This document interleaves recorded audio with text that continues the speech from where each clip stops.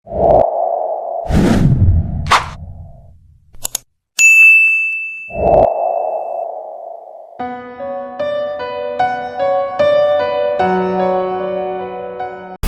dari situlah si Elizabeth ini kecanduan, guys. Dari hasutannya si Dorka, guys. Akhirnya si Elizabeth ini mempunyai klasifikasi calon korban-korbannya, di mana Elizabeth hanya memilih. Halo guys, assalamualaikum warahmatullahi wabarakatuh. Terima kasih sudah klik video ini. Nah guys, di malam minggu ini Yanti akan membawa sebuah cerita tentang kisah psikopat. Tapi kisah ini nih guys berasal dari darah bangsawan. Ya, lebih tepatnya seorang bangsawan, seorang ratu, dan ternyata dia ini juga dijuluki sebagai wanita paling kejam di dunia. Siapakah dia? Yaitu Elizabeth Bathory. Dan sedikit informasi guys, saking kejamnya si Elizabeth ini, dia sampai-sampai dinobatkan di Kingdom of Record sebagai wanita yang mempunyai korban terbanyak di dunia. Karena di usianya si Elizabeth yang bisa dibilang masih muda guys, 25 tahun, dia sudah menghabiskan dan membunuh wanita muda sebanyak 612 orang. Kenapa bisa seperti itu? Kita masuk saja ke ceritanya. Nah, jadi guys, sebelum si Elizabeth ini dinobatkan sebagai wanita terkejam di dunia, ternyata si Elizabeth ini memang berasal dari keluarga bangsawan Hungaria. Jadi tuh mama papanya ini emang seorang bangsawan guys. Bahkan keluarganya si Elizabeth ini adalah keluarga yang terkaya di Transylvania.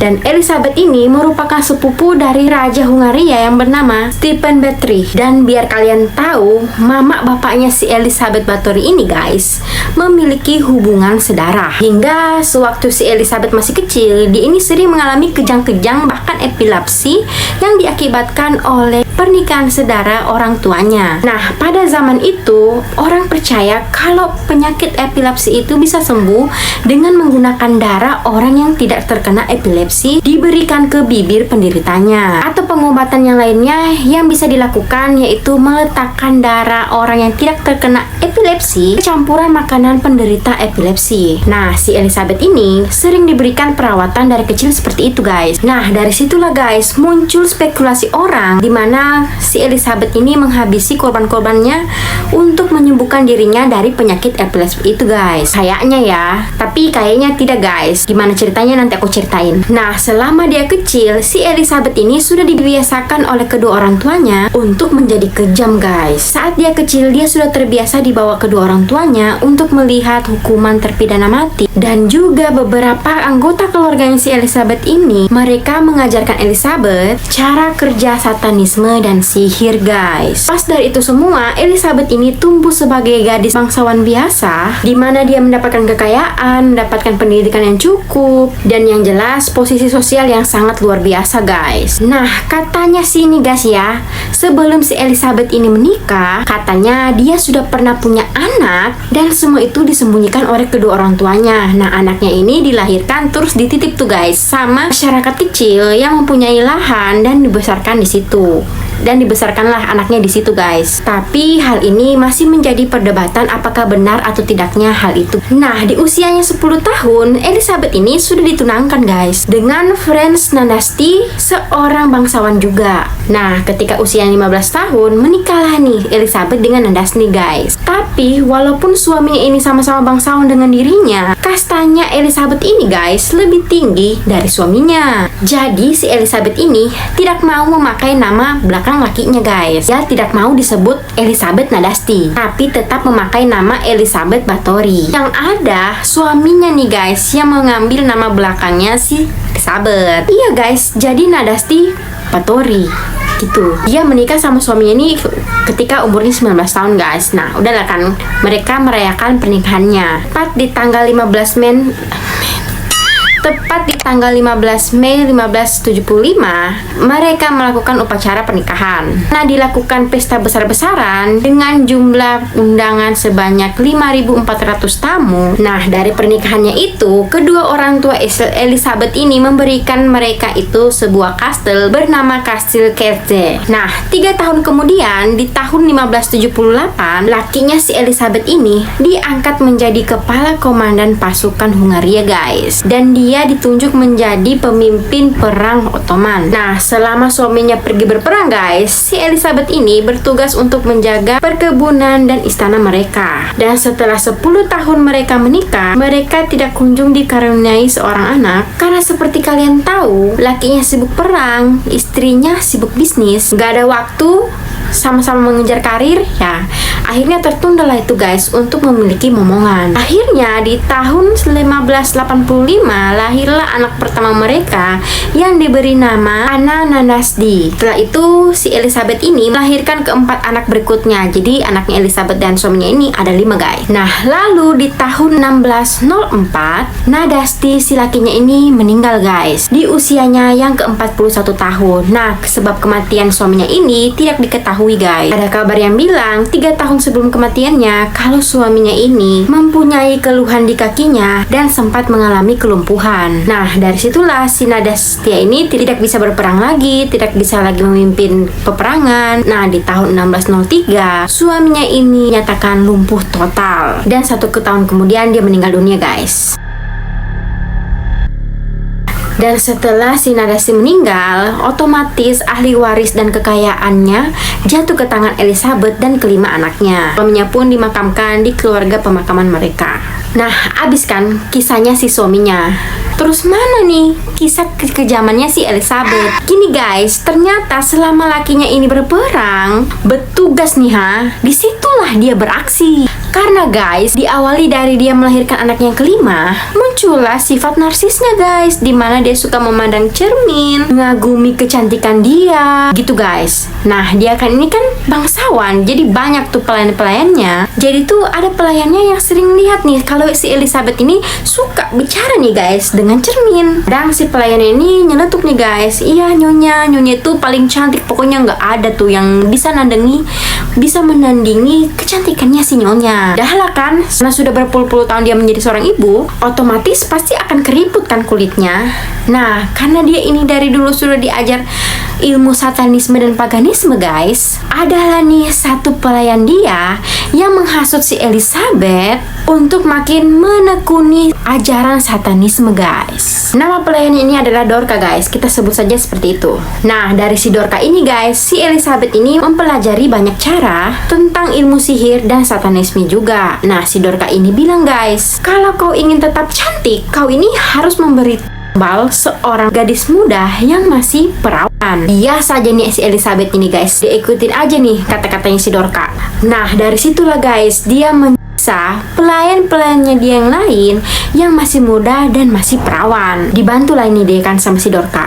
Nah, waktu itu si Elizabeth ini sebenarnya nggak langsung percaya gitu sama si Dorca. Sampai adalah nih satu pelayan dia. Pelayan ini kayak membuat suatu kesalahan kecil, guys, sampai ditampar lah ini sama si Elizabeth, sehingga bibirnya tuh berdarah. Akhirnya si Dorca nengok nih sama si pelayannya ini, guys. Dia bilang lah sudah nih ke Elizabeth, nah kau lihatlah, nggak perlu nih kau bunuh dia, coba kau ambil darahnya terus kau hisap.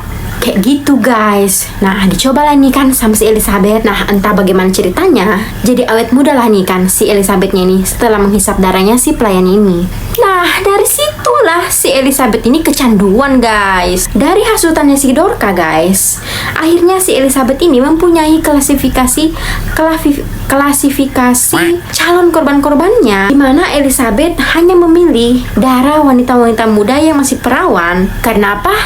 Karena supaya si Elizabeth tetap awet muda. Dibantulah nih kan sama si Dorca. Nah, si Dorca ini pastilah mendapatkan imbalan dari Elizabeth. Nah, dari situ dihabisilah itu kan semua pelayan-pelayan muda yang ada di kastilnya. Nah, setelah pelayan-pelayan sudah tidak ada, guys, berpikirlah nih si Elizabeth, gimana nih aku mau mendapatkan lagi wanita-wanita muda yang masih perawan. Akhirnya Elizabeth mendapatkan akal untuk membuat lowongan fiktif. Dipanggilnya kan, aku lagi butuh pelayan-pelayan gadis-gadis muda yang mau, ayo datang ke kastil aku. Dah setelah dia memancing korbannya, datanglah si korbannya ke kastilnya. Situlah dia disiksa. Dan asal kalian tahu, saat si Elizabeth melakukan aksinya, dia ini tidak hanya dibantu oleh Dorka, tetapi ada lagi nih guys, 2 pelayan lainnya yang membantu Elizabeth dalam melakukan aksinya ini. Yang satu namanya Anna Dracula, bukan Dracula ya, Dracula. Terus yang satunya ini pacarnya si Anna ini, sebut saja namanya si Jo. Nah dari situlah guys, kastil si Elizabeth ini berubah menjadi tempat penyiksaan dan pembunuhan. Dan setelah dia melakukan aksinya itu di tahun 1504, meninggallah lakinya guys. Tobat dia? Tidak guys, tetap malah dia makin menjadi-jadi nih. Mending lah ini guys, gadis-gadis itu langsung dibunuh sama dia nih guys. Ini mah enggak. Wanita-wanita itu disiksanya, diikatnya, dicambuknya, sampai akhirnya guys, urat nadi gadis-gadis itu sama dia, digantungnya nih kan sama dia nih, mengeliling bak mandinya dan membiarkan darah-darah itu jatuh ke bak mandinya sampai bak mandi itu penuh. Kalian pikirlah guys, ada berapa gadis yang dia gantungin. Nah setelah itu dia mandikan lah tuh darah-darahnya para gadis itu yang dia percaya bisa membuat dia tetap awet muda. Dan lowongan kerja fiktif itu masih terus berjalan guys. Bukan puluhan lagi, bahkan seratusan gadis-gadis datang ke sana tuh untuk cari kerja. Tapi sayangnya mereka ditawan di kastil Elizabeth itu. Karena mendapatkan siksaan yang seperti ini guys, akhirnya gadis-gadis itu tidak tahan dan meninggal. Nah, pasti kalian bertanya nih, mayat-mayat gadis-gadis itu dikubur di mana kan? Nah, sebelum banyak korbannya itu guys, korban-korban pelayannya ini masih diberikan proses pemakaman yang wajar guys.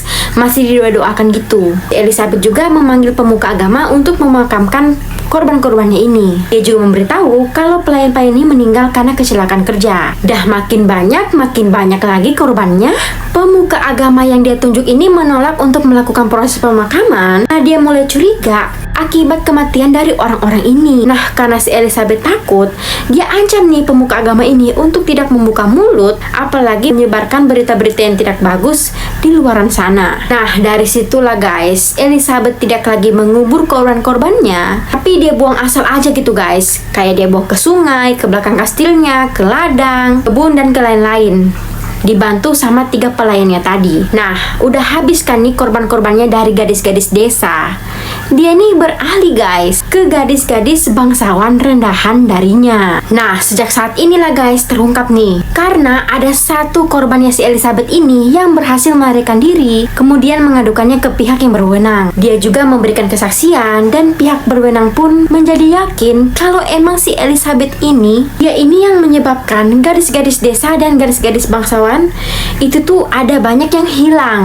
Lebih tepatnya menghilang secara tiba-tiba guys. Nah, akhirnya di tanggal 30 Desember 1610 digeledah lah ini kan kastilnya si Elizabeth, dan penggeledahan itu dipimpin oleh Giorgio Turzo yang merupakan sepupunya si Elizabeth. Dah kan diperiksalah kastilnya si Elizabeth ini, dan mereka menemukan banyak mayat gadis-gadis yang bergelimpangan di sudut-sudut kastil. Mereka juga menemukan gadis-gadis yang tergantung terus urat itu mengeluarkan darah. Sebagian juga ada yang tergeletak di meja makan dengan kondisi yang serupa, dan beberapa gadis-gadis juga ditemukan di dalam kurungan yang lagi menunggu giliran guys. Setelah itu ditemukan banyak puluhan mayat yang sudah membusuk di bawah kastil mereka.